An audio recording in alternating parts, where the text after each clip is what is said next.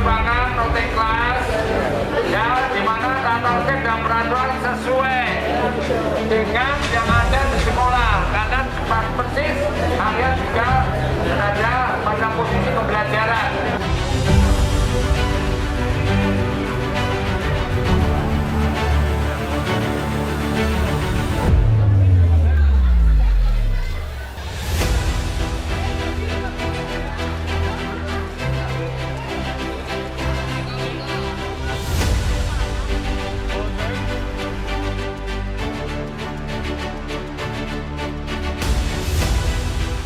Kebun plasma nutfah pisang ini adalah merupakan kebun koleksi untuk tanaman pisang yang tadi sudah disampaikan bahwa koleksi yang ada di kebun plasma nutfah pisang ini sekitar kultivarnya ada sekitar 320-an. Itu yang ada di kebun kami banyak, dan itu tergolong-golong dalam berbagai jenis tanaman pisang. Tidak semuanya buah pisang untuk meja, tahu ya, buah pisang untuk meja maksudnya, yang kalau matang bisa dimaem. Ada satu ya, itu buah pisang meja kayak raja itu pun tidak semua. Raja itu ada yang nanti masuk ke dalam golongan berikutnya. Ada raja bagus yang di sini merupakan andalan dari kebun sini, mungkin di luar belum ada. Ada Ambon yang merupakan buah meja juga, ada Kojo, ada emas. Nah, di antaranya yang masuk dalam kategori buah meja. Yang kedua ada pisang yang masuk dalam kategori olahan. Itu terutama yang sangat dikenal adalah pisang kepok. Kepok ya, nanti di situ ada raja nangka dan lain sebagainya, itu masuk dalam pisang olahan. Ada pisang gabu, ada pisang tanduk, nah itu masuk dalam olahan.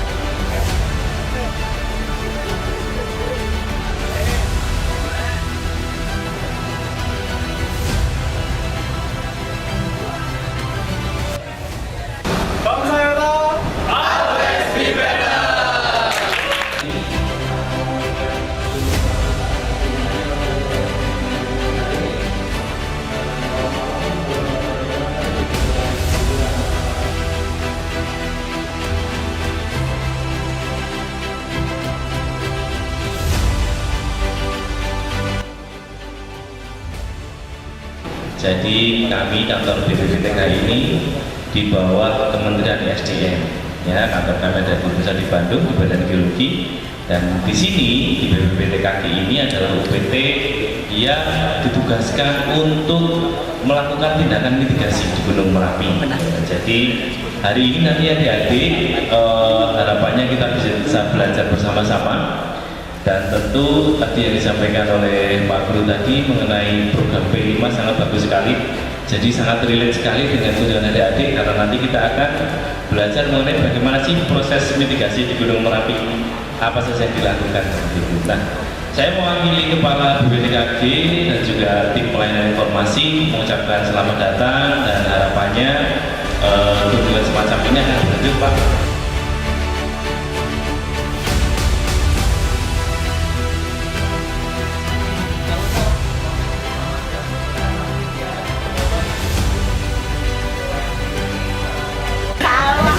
Ini namanya seblak.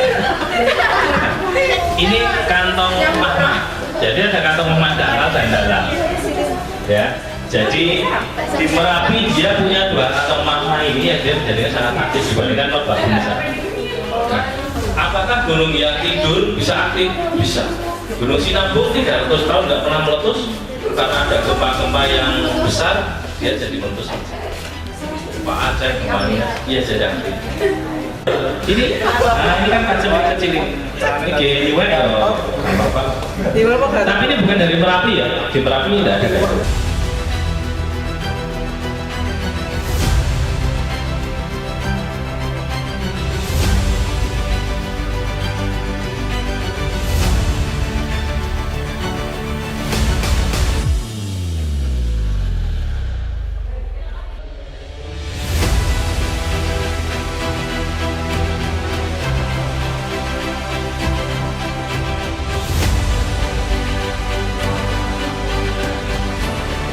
Gempa yang sewaktu-waktu juga akan terjadi.